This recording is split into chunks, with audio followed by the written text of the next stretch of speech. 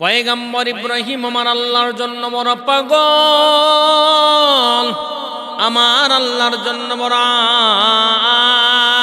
আশিক। পয়গম্বর ইব্রাহিম ৮৬ বছর বয়স হয়ে গেল, সন্তান হয় না। আল্লাহর কাছে দোয়া করে, ক্বালা রব্বি হাবলি মিনাস সালিহিন। এ যুবক, কয়দিন আল্লাহর কাছে দোয়া করছো সন্তানের জন্য? আল্লাহ গো, আমাকে নেককার সন্তান দাও।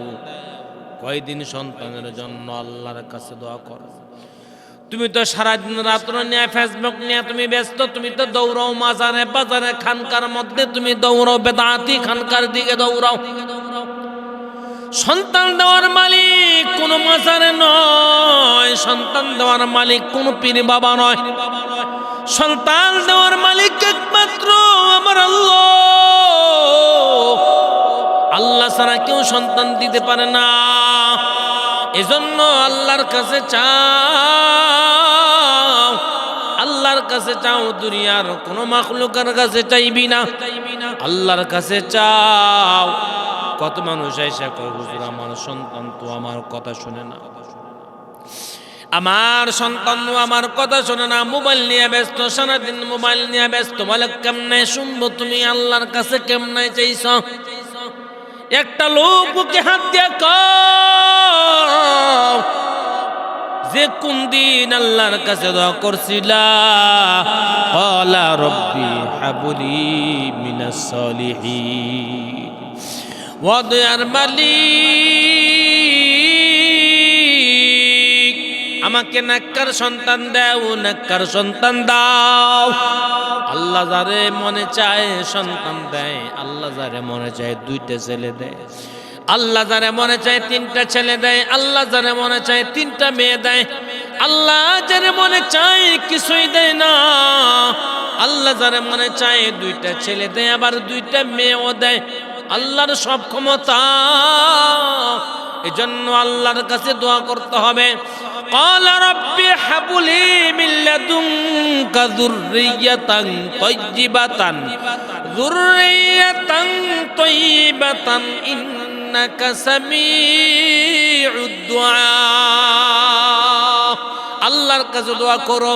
পয়গম্বর ইব্রাহিম আল্লাহর কাছে দোয়া করলো। আল্লাহ ক্বালা রব্বি হাবলি মিনাস সালিহিন। আল্লাহ গো, আমাকে নেককার সন্তান দাও,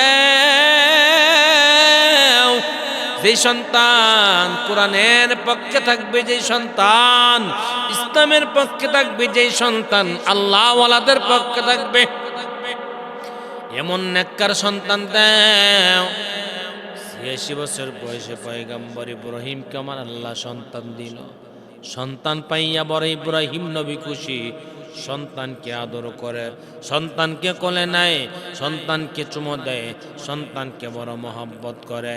এ ভাই, কারো যদি 5টা কন্যা থাকে, ওই বান্দার সম্পদের অভাব নাই, জমির অভাব নাই, টাকার অভাব নাই, পয়সার অভাব নাই, ছেলে হয় না। হঠাৎ করে 5টা কন্যা সন্তান হওয়ার পরে 6 নম্বরে ছেলে সন্তান হয়েছে। এই ছেলেটাকে কেমন আদর করে? বলে অনেক আদর করে। বলে কারণটা কি? বলে কারণ আছে। বলে কারণ কি? যে আমার এত সম্পদ, আমার এত টাকা পয়সা, আমার এত ব্যাংক ব্যালেন্স, এটা কে বক্ষণ করবে? এজন্য সন্তান পাইয়া আল্লাহর বান্দা বড় খুশি, বড় মহব্বত আর ভালোবাসা করে। পয়গম্বর ইব্রাহিম আলাইহিস সালাতু ওয়াস সালাম সন্তান পাইয়া, ইসমাইলকে পাইয়া বড় খুশি। ফেরেশতারা ডাক দিয়া বলে, ও দয়ার মালিক,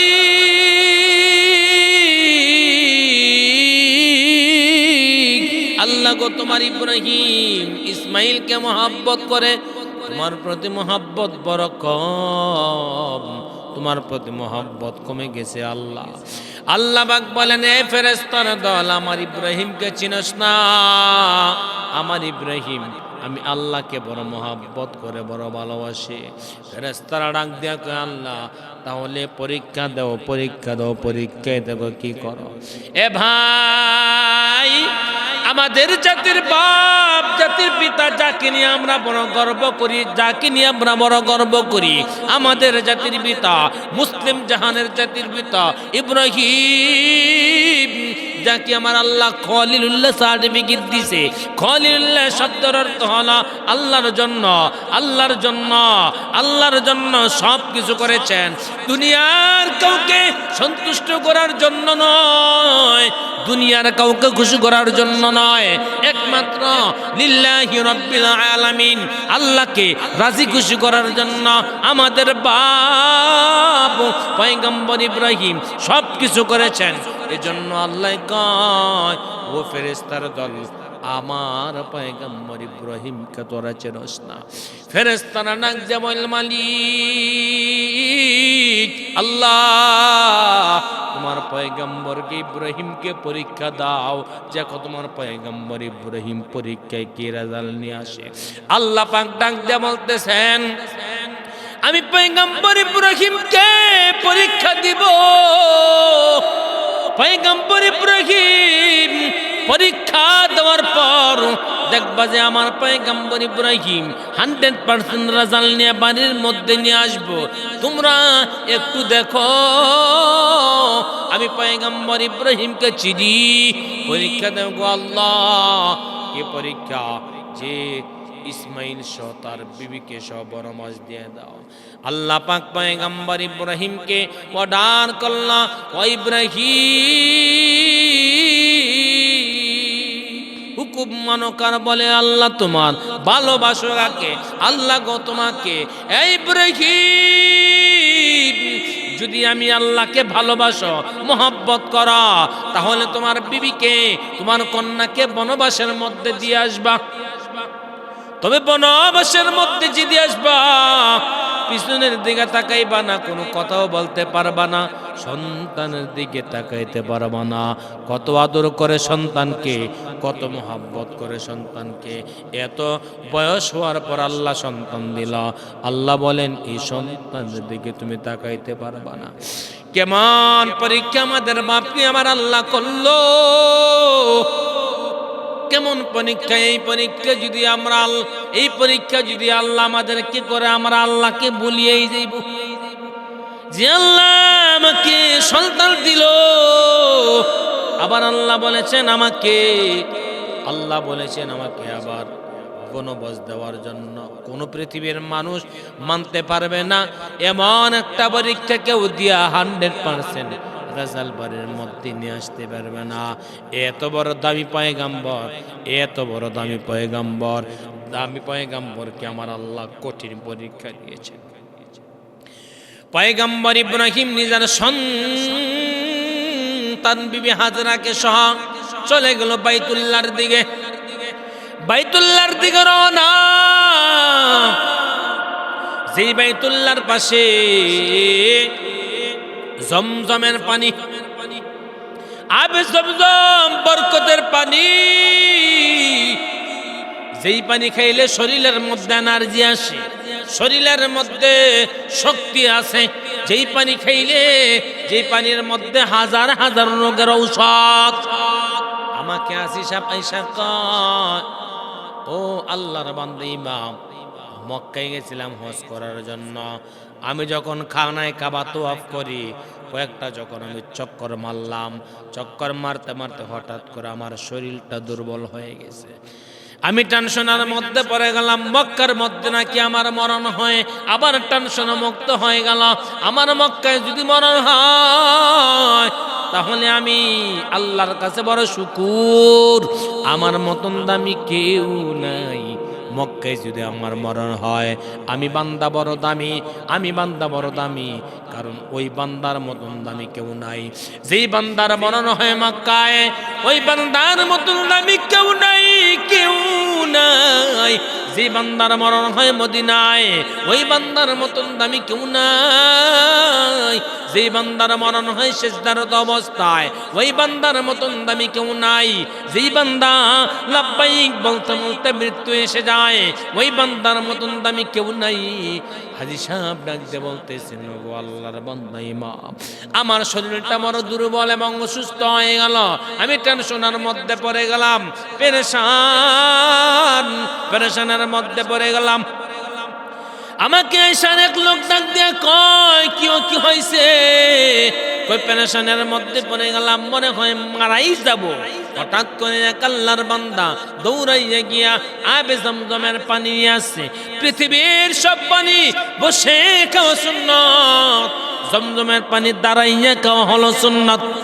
পয়গম্বর ইব্রাহিম আলাইহিস সালাতু ওয়াস সালামের সন্তান ইসমাইল নবীর পায়ের বরকত। এক হাজী সবাই কয়, নেন, শরীর খারাপ লাগতেছে, তাড়াতাড়ি একটু জমজমের পানি খেয়ে নেন। কত বড় দামি বরকত, কত বড় দামি বরকত, কত বড় দামি পানি। আল্লাহর বান্দা হাজী ডাক দিয়ে বলতেছেন, আমি যখন জমজমের পানি খাইলাম, জমজমের পানির খাবার বরকতে আমার আল্লাহ আমাকে সুস্থ করে দিছে। আল্লাহ আল্লাহ ক্যা মুবারক নাম হায়, আল্লাহ আল্লাহ মুমিনু কা কাম হায়। ইয়া ইলাহি मुझसे मुझको दूर कर, ताके देखा मुझ में तुझको एक नजर। या इलाही तू मेरा माबूद है, या इलाही तू मेरा माशूक है। भाईरा আমার পয়গম্বর ইব্রাহিম নিজের সন্তান বিবিকে নিয়ে রওনা। ওই মক্কার খানায় কাবার পাশে তাদেরকে বনবাসে রেখে চলে আসে। বিবির সাথে কোনো কথা নাই, আদরের সন্তানকে রেখে চলে আসে। বিবি ডাক দিয়ে, স্বামী কি এমন অপরাধ করলাম, কি এমন অন্যায় করলাম যে অন্যায়ের কারণে আমাদেরকে রেখে যান? পয়গম্বর ইব্রাহিম কোনো কথা বলেন না, বলে একমাত্র আল্লাহর মহব্বতে কথা বলে না। আল্লাহকে ভালোবাসে ইব্রাহিম, আল্লাহর প্রতি মহব্বত আর ভালোবাসা। সন্তানের প্রতি মায়া মহব্বত নাই, বিবির প্রতি মায়া মহব্বত নাই, সন্তানের মায়া নাই, বিবির মায়া নাই। আল্লাহর জন্য মায়া, আল্লাহর জন্য মায়া, আল্লাহর জন্য মায়া। যারা আল্লাহকে মায়া করবে পৃথিবীর কাউকে মহব্বত করবে না। যারা আল্লাহর প্রতি মহব্বত আর ভালোবাসা থাকবে, পৃথিবীর সন্তানের প্রতি মায়া মহব্বত আর ভালোবাসা থাকবে না। আল্লাহ কয়, আমার ইব্রাহিম খলিলুল্লাহ এমনি হয় নাই, এমনি হয় নাই, এমনি হয় নাই, আমার ইব্রাহিম এমনি হয় নাই, এমনি আমার পয়গম্বর ইব্রাহিম হয় নাই। খলিলুল্লাহ সার্টিফিকেট আমি আল্লাহ দিছি, আমি আল্লাহ বলেছি তাকে খলিল,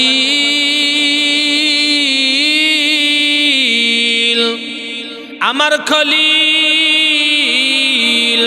আমার বন্ধু, যাকে আমি আল্লাহ খলিলুল্লাহ বানাইছি। খলিলুল্লাহ শব্দের অর্থ হলো আল্লাহর জন্য সব করে। ওই বান্দার মতন দামি কেউ নাই যে বান্দা আল্লাহর সন্তুষ্টির জন্য সব কিছু করতে পারে। আল্লাহর মহব্বতে বিবি ত্যাগ করে, আল্লাহর জন্য স্বামী ত্যাগ করে, আল্লাহর জন্য নিজের সন্তান ত্যাগ করে, আল্লাহর জন্য নিজের পরিবারকে বনবাস দেয়। ওই বান্দার মতন দামি কেউ নাই।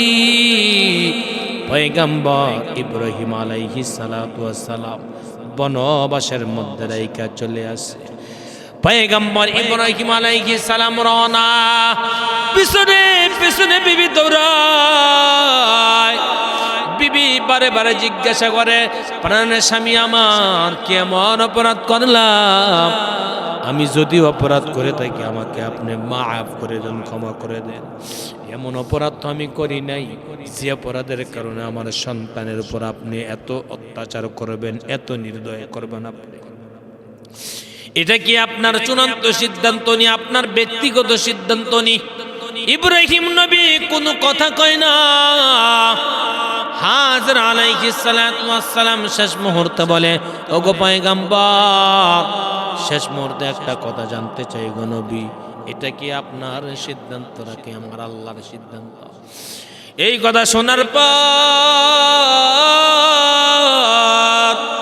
পয়গম্বর ইব্রাহিম নবী মাথা ডানা দিয়া বুঝাইছে, এটা আল্লাহর সিদ্ধান্ত।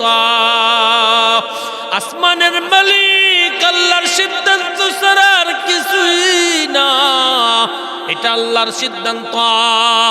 পয়গম্বর ইব্রাহিমের ইশারা শুনিয়া আম্মা জান হাজরা আলাইহিস সালাম বলে, ও আমার স্বামী, আমার ও পর্দার মাগো, কেমন মহিলা, আল্লাহর কথা শুনলে দিলটা নরম হয়ে যায়, আল্লাহর কথা শুনলে আজান নামাজের জন্য তৈয়ার হয়ে যায়, আল্লাহর কথা শুনলে দুনিয়ার সব ভুলে যায়, আল্লাহর কথা শুনলে দুনিয়ার কোনো বন্ধুত্ব রাখে না, আল্লাহর কথা শুনলে দুনিয়ার কোনো মায়া মোহাব্বত থাকে না, আল্লাহর কথা শুনলে দুনিয়ার কাউকের প্রতি কোনো মোহাব্বত নাই, একমাত্র আল্লাহর প্রতি মোহাব্বত।